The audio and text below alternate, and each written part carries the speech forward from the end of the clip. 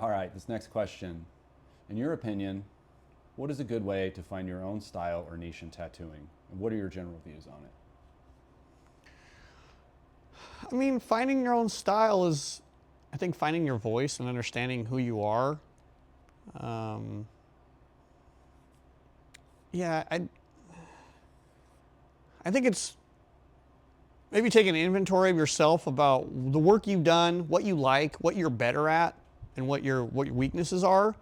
Maybe gravitate toward what you're naturally predisposed to want to do and are just maybe naturally a little better at, and working in that direction versus another direction that's maybe a little more challenging. And in the end, you might not be your strong suit, but you're trying to make yourself strong in that area, and you're neglecting the other area where you could potentially really excel because you're feeling insecure about the other part that you're not particularly good at or something. I'm not saying don't try to be well-rounded, but like, you don't have to be great at Japanese American and great at tribal and great at biomechanical and great at whatever it is, right? Micro tats or whatever. It's like, you can't be great at all those.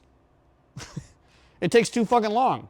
You'll never be great at all of those. You can be good at all those, but you can't be great at all those, I don't think.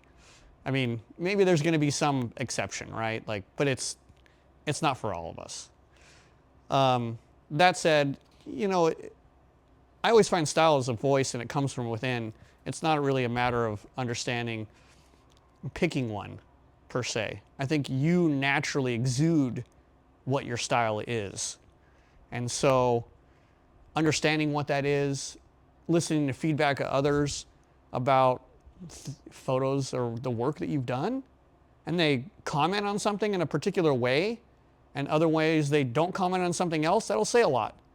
Hey, they really respond to this. Okay, that gives me a key into what I've done that they like. What is it? Why? Why are they saying that? Maybe you can ask them too, right? What is it? I'll tell you that that's how I became more confident in doing work that was more freedom in design from myself versus getting too much feedback from others about the work they're going to wear. And not saying, I'm going to do my work only, you're going to have to just deal with it. It was rather, if somebody was open really to me being expressive, I was like, okay, I got a concept, and it vibes with what they're asking roughly. We do it, and I get a lot of really good feedback from it. A lot different feedback from, like, more of a commission piece that I've done.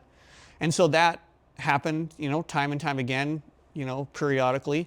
And that started to give me a lot more confidence. Hey, people are responding to this stuff that's way more conceptual from me.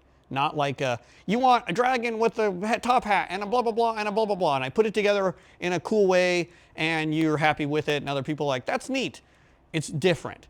So I'm going like, okay, I got this idea, blah, blah, blah. So I think that's another way that you can help yourself understand where you might want to point your focus. And yeah, I don't know what else to say about that. I kind of got lost there. Yeah, it's all good. I think, and I'll ask this kind of because Yeah. you got me thinking, and it's like finding your own style, like in the era of social media, right? Yeah, that's going to be challenging. I mean, to be honest with you, if I started tattooing now in this era of social media, like, I don't know, would anybody care that I was giving information about my opinion about tattooing? I don't know. People would be like, yeah, I've heard of that guy maybe once. He does okay tats. Like, I don't know. It's got to be a hard space to be in. I definitely sympathize with people who but who began tattooing in the age of social media, in the fake contests of Instagram and that kind of shit, where it's super challenging and hard to get noticed and that kind of stuff. But again, I think, you just focus on what you're good at. You do the best work you can do. You are as accommodating and grateful to your clients as you can be, and you're authentic to yourself and to what you really want to do. And I think if you do those things, you'll probably achieve some success you're looking for.